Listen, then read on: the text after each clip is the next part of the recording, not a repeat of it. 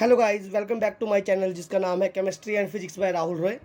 आज की वीडियो में हम एक क्लास +1 का मोस्ट इम्पॉर्टेंट टॉपिक पढ़ने जा रहे हैं जो अक्सर आने के चांसेस होते हैं इसके, जिसका नाम है मॉलिक्यूलर ऑर्बिटल थ्योरी। इसे शॉर्ट फॉर्म में लिखा है MOT, मॉलिक्यूलर ऑर्बिटल थ्योरी। सबसे पहले इस थ्योरी की ज़रूरत क्यों पड़ी, ये थ्योरी क्यों आई, इसके बारे में पहले चर्चा करते हैं। इसके लिए हम पढ़ते हैं limitation of valence bond theory, जो इससे पहले की थ्योरी है। कहता है जो वैलेंस बॉन्ड थ्योरी ने ये तो बता दिया कि जब दो एटम कंबाइन होते हैं तो मॉलिक्यूल बनता है। उसकी शेप के बारे में भी बता दिया, उसकी ज्योमेट्री शेप के बारे में भी बता दिया, लेकिन इसकी कुछ लिमिटेशन थी जो इस मॉलिक्यूल के बारे में वो नहीं बता पाया, कि ऐसे और मॉलिक्यूल के बारे में नहीं बता पाया। वो क्या क्या लिमिटेशन है वहाँ देखते हैं। सबसे पहले, it does not explain about stability of H2 molecule, यानी ये जो मॉलिक्यूल है, ये H2 मॉलिक्यूल या O2 मॉलिक्यूल या N2 मॉलिक्यूल है, इनकी स्टेबिलिटी के बारे में वो नहीं बता पाया। दूसरा इसका है इट्स मैग्नेटिक करेक्टर, ये जो मॉलिक्यूल बना है इसका मैग्नेटिक करेक्टर क्या है, पैरामैग्नेटिक है, डायामैग्नेटिक है, इसको नहीं बता पाया। तीसरा इसका बॉन्ड ऑर्डर क्या है, उसको ये चीज़ नहीं बता पाया। तो इस प्रॉब्लम को ओवरकम करने के लिए एक नई थ्योरी आई जिसका नाम है मॉलिक्यूलर ऑर्बिटल थ्योरी। सबसे पहले हम मॉलिक्यूलर ऑर्बिटल थ्योरी के पोस्टुलेट पढ़ते हैं, फिर उसके बाद इसकी इलेक्ट्रॉनिक कन्फिग्रेशन, फिर एनर्जी लेवल डायग्राम और ये बाकी सब करैक्टरिस्टिक्स पढ़ेंगे। सबसे पहले पहला पोस्टुलेट क्या कहता है मॉलिक्यूलर ऑर्बिटल थ्योरी का, कि atomic orbital combine to form new orbital is known as molecular orbital. कहता है ये एटॉमिक AO यहाँ पे एटॉमिक ऑर्बिटल को रिप्रेजेंट कर रहा है। ये एक हाइड्रोजन, ये एक हाइड्रोजन, ये दोनों एटम है, तो इनके एटॉमिक ऑर्बिटल कंबाइन होके क्या बनाते हैं, एक नया मॉलिक्यूलर ऑर्बिटल बनाते हैं। उसके बाद फर्दर सेकंड पोस्टुलेट क्या कहता है, the number of atomic orbital combine to form molecular orbital which are same in number. मतलब कहने का मतलब ये है कि जितने एटॉमिक ऑर्बिटल कंबाइन होते हैं उतने ही मॉलिक्यूलर ऑर्बिटल बनते हैं। जैसे दो एटॉमिक ऑर्बिटल कंबाइन होंगे तो दो मॉलिक्यूलर ऑर्बिटल बनेंगे, तीन एटॉमिक ऑर्बिटल कंबाइन होंगे तो तीन मॉलिक्यूलर ऑर्बिटल बनेंगे।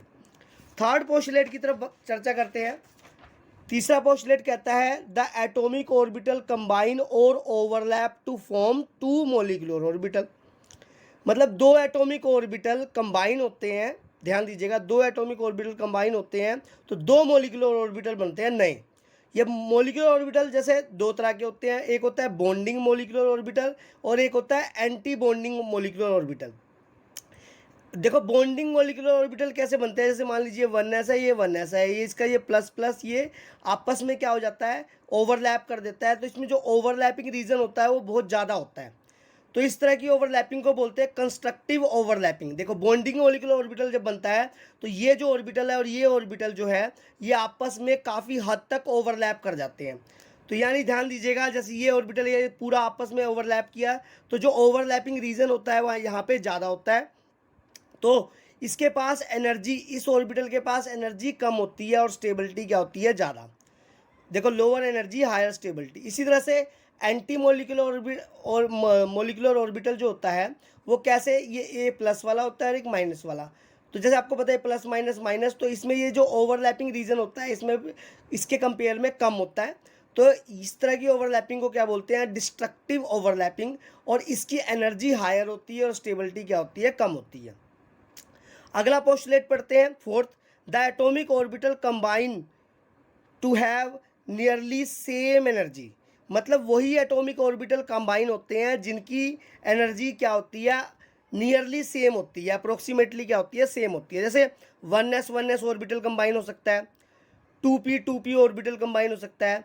1s और 2s ऑर्बिटल ओवरलैप नहीं करेंगे, कंबाइन नहीं होंगे, क्योंकि 1s और 2s के बीच में जो एनर्जी गैप होता है वो बड़ा होता है, तो इनकी एनर्जी नियरली सेम नहीं होती। वैसे 1s और 2s ऑर्बिटल जो है ये ओवरलैप कर सकते हैं, ये कंबाइन हो सकते हैं, क्योंकि इनकी एनर्जी क्या होती है, नियरली सेम होती है। इसी तरीके से आगे बढ़ते हैं। इसका पांचवा पोस्टुलेट कहता है कि जो एक्सियल ओवरलैप होता है, जैसे हमको पहले ही पता है कि जो एक्सियल ओवरलैप होता है वो सिग्मा बॉन्ड बनाता है और जो पैरेलल ओवरलैप होता है वो पाई बॉन्ड बनाता है। कहता है बॉन्डिंग मॉलिक्यूलर ऑर्बिटल जैसे सिग्मा या पाई इस फॉर्म में रिप्रेजेंट करेंगे, और एंटी बॉन्डिंग मॉलिक्यूलर ऑर्बिटल ये सिग्मा के साथ स्टार और पाई के स्टार के फॉर्म में रिप्रेजेंट करेंगे। अब यहाँ पे देखिए, सबसे पहले हम इलेक्ट्रॉनिक कन्फिग्रेशन देखते हैं मॉलिक्यूल की। तो देखिए ये F2, इसमें इलेक्ट्रॉनिक कन्फिग्रेशन क्या यूज़ हो रही है उसके बारे में यहाँ पे आपको क्लियरली समझ आएगा। जैसे F2 मॉलिक्यूल है, इसकी इलेक्ट्रॉनिक कन्फिग्रेशन देख रहे हैं, यहाँ पे एक F रख दिया, यहाँ पे एक F रख दिया, F2 है तो एक F यहाँ, एक F यहाँ। तो F की इलेक्ट्रॉनिक कन्फिग्रेशन 1s2 2s2, ध्यान दीजिएगा 2p5 है। तो p ऑर्बिटल है, इसके 3 सब एटॉमिक सब ऑर्बिटल्स होते हैं, 2px 2py 2pz। तो इस केस में 2py में 2px में 2 इलेक्ट्रॉन है, 2py में भी 2 इलेक्ट्रॉन है, 2pz में एक ही इलेक्ट्रॉन होगा, जैसे आपको इलेक्ट्रॉनिक कन्फिग्रेशन करनी आती है। उसी तरीके से इसकी भी सेम इलेक्ट्रॉनिक कन्फिग्रेशन होगी। अब ये F और F2 मॉलिक्यूल होगा, तो ध्यान दीजिएगा पहले 1s और 1s ये ओवरलैप करेगा। तो जब 1s और 1s ओवरलैप करेगा तो ये 2 एटॉमिक ऑर्बिटल ओवरलैप करेंगे, तो इसी तरीके से 2 मॉलिक्यूलर ऑर्बिटल बनेंगे। तो देखो एक बनेगा 1s का बॉन्डिंग मॉलिक्यूलर ऑर्बिटल और एक क्या बनेगा, एंटी बॉन्डिंग मॉलिक्यूलर ऑर्बिटल। वैसे ही जब 2s और 2s कंबाइन होंगे तो इसके भी देखो 2 एटॉमिक ऑर्बिटल कंबाइन हो रहे हैं तो 2 मॉलिक्यूलर ऑर्बिटल बनेंगे, जैसे हमने पोस्टुलेट में पढ़ा है। तो एक होगा 2s का बॉन्डिंग और एक क्या होगा, एंटी बॉन्डिंग। वैसे ही 2px और 2py, इनकी एनर्जी नियरली क्या होती है, सेम होती है। तो जो 2px और 2py है, ये 2px 2py से कंबाइन होंगे, तो 2px is equal to 2py is equal to इसलिए लिखा है कि इन दोनों की एनर्जी क्या होती है, अप्रोक्सीमेटली सेम ही होती है।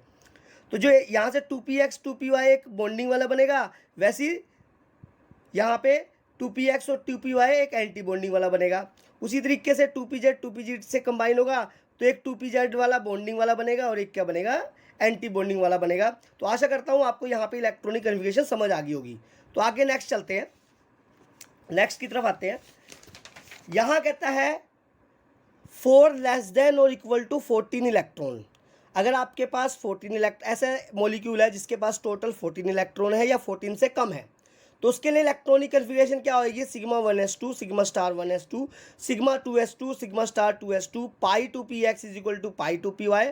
फिर यहाँ sigma 2pz pi star 2px is equal to pi star 2py, last में सिग्मा स्टार 2pz। तो ध्यान दीजिएगा अगर हमारे पास 14 इलेक्ट्रॉन है, ऐसा मॉलिक्यूल है जिसके पास 14 इलेक्ट्रॉन है या 14 से कम है, तो इलेक्ट्रॉनिक कन्फिग्रेशन ये चलेगी।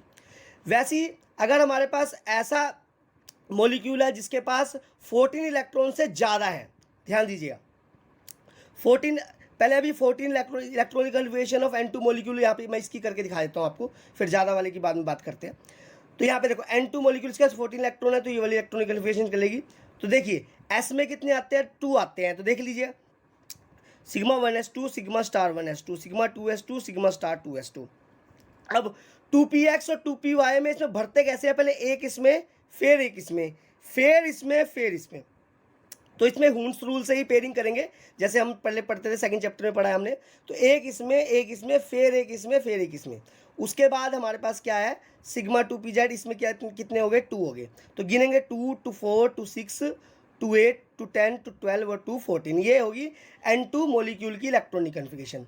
अब देखिए अब इलेक्ट्रॉनिक कन्फिग्रेशन हम किसकी करते हैं, वो मॉलिक्यूल जिसके पास 14 से ज़्यादा इलेक्ट्रॉन है। जैसे F2 मॉलिक्यूल है, इसके पास 18 इलेक्ट्रॉन है। तो इसमें क्या खासियत होती है, बस इसमें ये जो सिग्मा 2pz होता है, इन ये जो मॉलिक्यूल है पाई 2px equal to pi 2py ये वाला है, इसके आगे आ जाता है बस, और कोई चेंज नहीं आता। तो यहाँ पे देखिए जैसे F2 है, इसके पास F2 एक F के पास 9 इलेक्ट्रॉन होते हैं, तो F2 के पास कितने होंगे, 18 इलेक्ट्रॉन। तो ये sigma 1s2 sigma star 1s2 sigma 2s2 sigma star 2s2 sigma 2p2z, यहाँ पे pi 2px2 is equal to pi 2py2, तो पाई स्टार 2px2 और पाई स्टार 2py2। तो यहाँ गिनेंगे 2 टू जो 2 4 6 8 10 12 14 16 एंड 18। तो ये 18 इलेक्ट्रॉन हमारे पास भर देंगे। इसी तरीके से F2 जैसे माइनस होगा तो इसमें 19 इलेक्ट्रॉन है, तो 19 इलेक्ट्रॉन भी इसी तरह भरेंगे। बस एक और ऐड हो जाएगा यहाँ पे, यहाँ तक तो 18 इलेक्ट्रॉन हो गए। तो यहाँ पे कर देंगे सिग्मा 2pz1, 18 और 1 क्या होगा, सिग्मा स्टार 2pz, ये देखो सिग्मा स्टार 2pz1। तो यहाँ पे कितने हो गए, ये किसकी होगी, F2 19 इलेक्ट्रॉन, यहाँ तो 19 इलेक्ट्रॉन हो गए। उसी तरीके से ध्यान दीजिएगा, यहाँ पे मैं और आपको करके दिखा रहा हूँ। फॉर O2 प्लस मॉलिक्यूल के लिए, तो O2 के पास एक O के पास कितने होते हैं, 8 इलेक्ट्रॉन होते हैं। तो 2 O के पास कितने होंगे, 16 प्लस है, यानी एक इलेक्ट्रॉन निकल गया है, रिलीज कर दिया तभी पॉजिटिव चार्ज आया, तो टोटल इलेक्ट्रॉन इसके पास कितने होंगे, 15। तो इसको कैसे करेंगे, sigma 1s2 sigma star 1s2 sigma 2s2 sigma star 2s2 sigma 2p2 यहाँ पे pi 2p(x2) is equal to pi 2p(y2), तो यहाँ पे पाई स्टार 2p(x1), तो यहीं पहले इलेक्ट्रॉन इधर ही भरेंगे, तो यहीं पे खत्म हो गया, तो ये 2 4 6 8 10 12 14 और 1 15। अब इसके बाद आता है बॉन्ड ऑर्डर।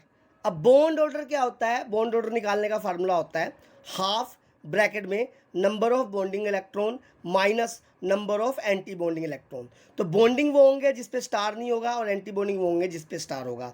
तो ये हाफ हो गया फार्मूले का। इसमें बॉन्डिंग इलेक्ट्रॉन देख लीजिए बिना स्टार वाले 2 4 6 8 10 हो गया। तो टोटल कितने हैं? 15। तो 10 बॉन्डिंग हो गए, तो एंटी बॉन्डिंग आपको पता ही अंडरस्टूड हो गया। तो 15 में से 10 गया है तो 5 होगा, 5 हो गया आपके पास आ जाएगा, या आप गिन भी सकते हैं। तो यहाँ पे हाफ 10 में से 5 गया 5, तो ये 5/2 यानी 2.5 इसका क्या हो गया? Bond order. याद रखना, more is bond order more is stability. अब मान लीजिए आपके पास 2 या 2 से ज़्यादा मोलिक्यूल है, तो सबकी आप इलेक्ट्रॉनिक कन्फिगरेशन करेंगे, सबका बॉन्ड ऑर्डर निकाल लेंगे, तो जिसका बॉन्ड ऑर्डर सबसे ज़्यादा होगा वो सबसे ज़्यादा स्टेबल मोलिक्यूल होगा। नेक्स्ट आता है मैग्नेटिक करैक्टर। अब मैग्नेटिक करैक्टर दो तरह का होता है, पैरामैग्नेटिक या डायमैग्नेटिक। अगर आपके पास एक भी अनपेयर्ड इलेक्ट्रॉन बचता है तो वो पैरामैग्नेटिक है, अगर सारे के सारे पेयर इलेक्ट्रॉन है तो डायमैग्नेटिक है। अब अनपेयर और पेयर का मतलब समझिए, जैसे ये देखिए एस में 2 आ सकते हैं तो 2 ही है, इसमें भी 2 हैं, 2 आ सकते हैं, सब में 2 आ सकते हैं, सबके पास 2 हैं। अगर किसी के पास भी एक बच जाए, सिंगल बच जाए, तो वो क्या होगा? पैरामैग्नेटिक होगा, अनपेयर्ड इलेक्ट्रॉन। जैसे यहाँ पे 2 आ सकते थे तो यहाँ पे एक ही है, तो यहाँ पे भी अगर एक होगा, यहाँ पे भी एक होगा, मतलब इन सब में 2 आ सकते हैं। अगर किसी के पास भी एक बचता है भरने के बाद तो वो क्या होगा? पैरामैग्नेटिक होगा। अगर सबके पास 2 आते हैं तो वो क्या होता है? डायमैग्नेटिक। तो यहाँ से O2+ की बात करें तो यहाँ पे अनपेयर्ड इलेक्ट्रॉन बचा हुआ है, तो ये O2+ क्या है? पैरामैग्नेटिक है। इसी तरीके से ये एनर्जी लेवल डायग्राम है जो कि बहुत ज़्यादा इंपॉर्टेंट है, ये भी अक्सर हमें एग्ज़ाम में आते हैं एनर्जी लेवल डायग्राम बनाने। तो ये एनर्जी लेवल डायग्राम मतलब ये जो डायग्राम है यहाँ पे जो इलेक्ट्रॉनिक कन्फिग्रेशन है ये एनर्जी के हिसाब से है। मतलब ये देखिए सिग्मा 1s की एनर्जी कम है सिग्मा स्टार 1s से, यानी इसी तरीके से सिग्मा 2s की एनर्जी जो है वो ज़्यादा है सिग्मा स्टार 1s से, और सिग्मा स्टार 2s की एनर्जी ज़्यादा है सिग्मा 2s से, और सबसे ज़्यादा एनर्जी किसकी है? सिग्मा स्टार 2pz की, और सबसे कम एनर्जी किसकी है? सिग्मा 1s की।